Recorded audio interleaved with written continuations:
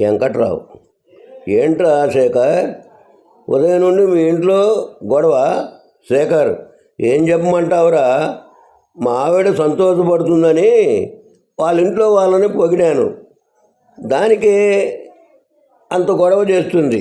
వెంకట్రావు, పొగిడితే తప్పేముంది? శేఖర్, మీ అమ్మా నాన్న దేవుళ్ళు అన్నాను, పొంగిపోయింది. మీ అన్నయ్య చాలా గొప్పవాడు అన్నాను, టిఫిన్ తెచ్చి పెట్టింది. ఆ సంతోషంలో మీ చెల్లి అందాలు రాసి నా కాబోయే ప్రేయసి అన్నాను. ఆ టీ నా మకాన్ని కొట్టి పెద్ద గొడవ చేస్తుందిరా. రాజారావు పూడ్చుకొనడానికి మార్కెట్కి వెళ్ళాడు. రాజారావు, కిలో ద్రాక్ష ఎంత బాబు? వ్యాపారి, 100 రూపాయలు సార్. రాజారావు, ఈ పక్కన ఇడిగా ఉన్నవి ఎంత?